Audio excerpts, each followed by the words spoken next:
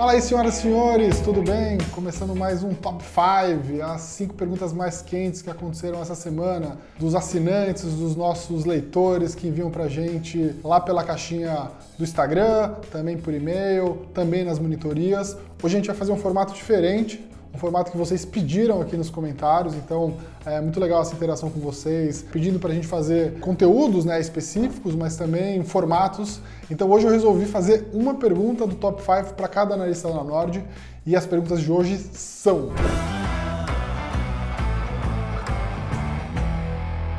Primeira pergunta de hoje é do José Ruiz, ele diz o seguinte: como fica Banco do Brasil depois dessa mudança do CEO? Já estava no preço ou não? Então, Breia, nós aqui do Nord Dividendos, basicamente a gente entende que isso é negativo para a tese em Banco do Brasil, uma vez que pode colocar em xeque os esforços que vinham sendo traçados pelo Brandão para trazer uma melhor eficiência de custos para o banco, né? Tudo para deixar o banco mais enxuto e mais próximo do que os pares privados são com relação à eficiência da operação. Então é negativo para a tese nesse sentido, mas por outro lado a gente entende que o banco segue com bons drivers de resultado daqui para frente. A gente vem observando uma redução nas provisões, uma melhoria na inadimplência e um crescimento na carteira de crédito também. E além do que, com o aumento da taxa Selic, isso pode ser positivo para a margem financeira e também para a rentabilidade do banco. E além disso, considerando o valuation das ações, a gente entende também que isso já vinha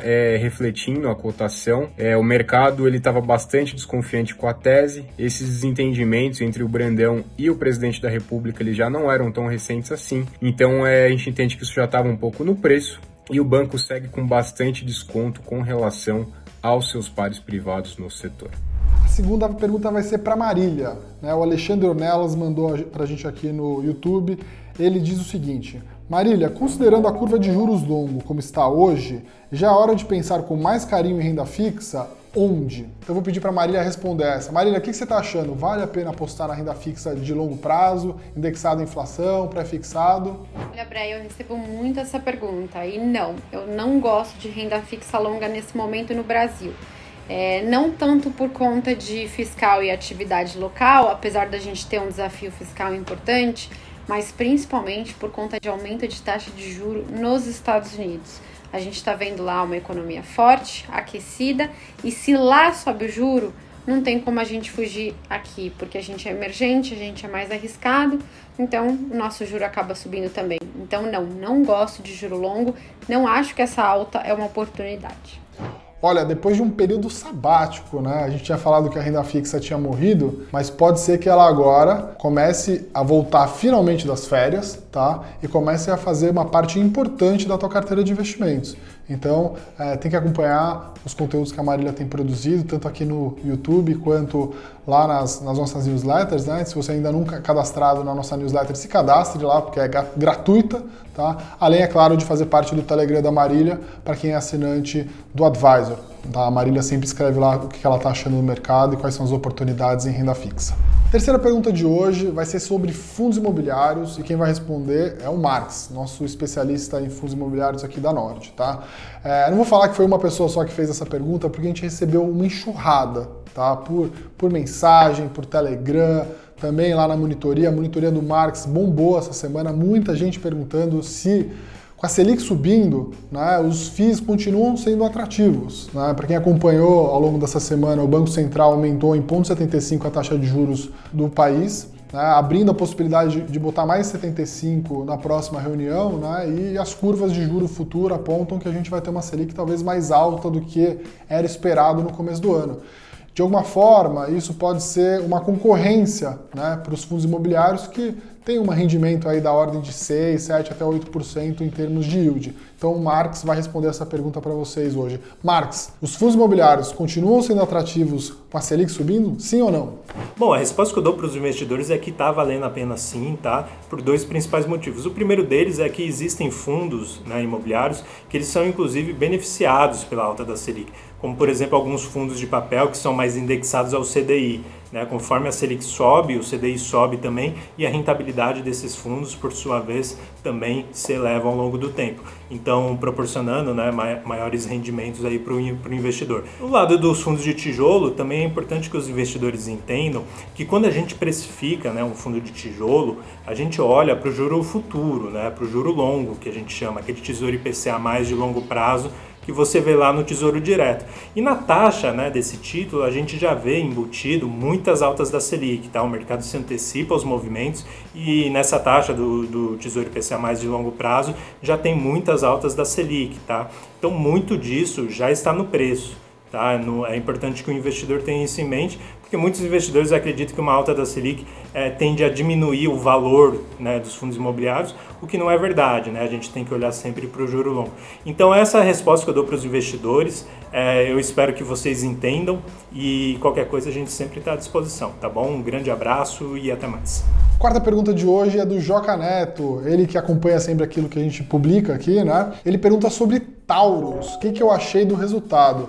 Olha, nosso especialista que acompanha a Taurus muito de perto, assim como você, Joca, que eu sei que é investidor da empresa, ele vai responder o que ele achou do resultado. Eu fiquei surpreendido, tá? Eu achei que veio um baita de um resultado, a empresa cresceu em todas as linhas, né? Taurus, que é uma empresa que fabrica armas, principalmente nos Estados Unidos, apesar de ser uma empresa brasileira, e está surpreendendo sim, então o Bruce vai dizer qual que é a visão dele a respeito do resultado.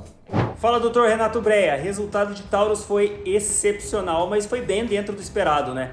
A empresa já falou algumas vezes, já falou 2 vezes na verdade, que eles estão em um novo patamar operacional e os resultados desse trimestre foram neste novo patamar operacional, um pouquinho acima do que a gente esperava, digamos assim, a gente nunca sabe na vírgula, né? Mas eles estão mantendo o mesmo patamar operacional, esse é o 2º ou 3º trimestre, se não me engano, então ainda teremos mais 1 ou 2 trimestres com o resultado na comparação ano a ano, né, muito acima do que eles reportavam antes. Então, olhando para frente, a empresa já tem uma demanda bastante grande, já tem demanda para 30% mais armas e eles querem aumentar a produção.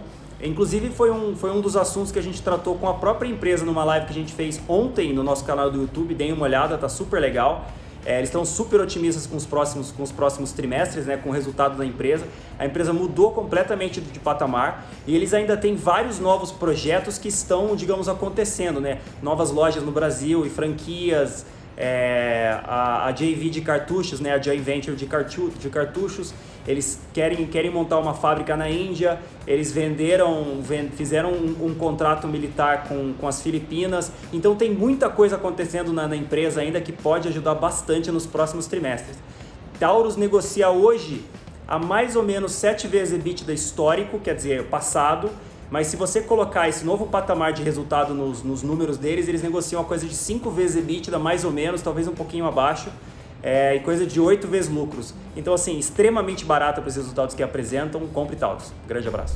Tá vendo? Muito melhor perguntar para o Bruce do que para mim. Valeu, Bruce, pela resposta. A quinta pergunta de hoje vai ser uma pergunta para mim. Deixei a última para responder. A pergunta foi do Gunnar Larsen 88. Deve ser gringo, é por isso que ele está me fazendo essa pergunta. Sobre os investimentos em corretora no exterior. Qual corretora e qual carteira recomendada você segue? Legal. Olha, eu gosto sempre de dizer isso. Eu, por ter morado em Portugal, por ter cidadania portuguesa, eu tive a oportunidade de abrir conta num banco lá, que não é um banco que está disponível para os brasileiros, tá? Então eu gosto sempre de fazer essa ressalva, porque geralmente a gente recomenda aqui os bancos ou as corretoras que a gente mesmo usa, tá? Com essa introdução, eu diria que para um investidor brasileiro, as corretoras que estão mais preparadas, na minha maneira de ver, para receber o brasileiro, é a Avenue, que é uma corretora inclusive de brasileiros, né? Mas é uma empresa lá fora, uma corretora que lá fora, ou seja, você está mandando dinheiro para fora efetivamente, e a Interactive Brokers, tá? Então são corretoras americanas que conseguem receber bem os brasileiros, conseguem abrir conta de brasileiros de maneira muito fácil, né? Totalmente digital. Além disso, em Portugal, se você mora na Europa, eu acho que tem uma série de boas corretoras, tá? A DEGIRO é uma, que é uma corretora conhecida e de discount, né? Super baratinha. Em Portugal, que é onde eu morei, além dela tem a Best, né? e o Big, que é um banco digital também. Então essas eram as que eu acompanhava e conhecia. Mas acho que sempre vale a pena, né, procurar fazer seu próprio estudo. Eu diria que para a maioria das pessoas essas devem servir. Qual que é a carteira que eu sigo? A gente tem uma carteira recomendada aqui de ações globais, tá? Então eu invisto fora do Brasil através de fundos de investimento e também através de ações, tá? Então eu invisto nas ações recomendadas pelo Nord Global, que é a nossa série aqui que recomenda ações globais, não só ações americanas. A gente tem que lembrar que apesar da maioria das ações estarem nos Estados Unidos, serem negociadas na Bolsa Americana, né, você tendo uma corretora em qualquer lugar do mundo, você consegue comprar. Tem um outro ponto, né, que apesar das empresas serem listadas lá ou serem americanas, elas são empresas globais, porque geralmente elas vendem para o mundo todo. E é por isso que a gente gosta, né, de ter uma carteira que não só está investindo em empresas do Brasil, mas também estão investindo em empresas que têm participação em várias geografias do mundo. Tá certo, pessoal? Bom, a gente sempre sorteia uma garrafinha no final para os melhores comentários, ou as melhores perguntas, ou os maiores elogios. A gente gosta também, é muito bom receber esse carinho de vocês. E quem ganhou hoje foi a Silvia HNK. Ela diz assim: tanto você como o Ricardo transmitem conhecimento de uma forma muito serena, com os pés no chão, saciando nossa sede do cérebro, o que já é um grande prêmio.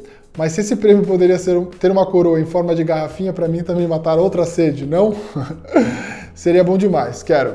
Então, Silvia, essa garrafinha vai para você. Obrigado pela mensagem carinhosa. A gente está aqui justamente para trazer conhecimento de forma divertida, né? De uma maneira simples, para que todo mundo consiga entender. E é isso daí. Então, pessoal, até a próxima semana. Eu conto com vocês aqui sempre. Um grande abraço e se cuidem mais do que nunca agora.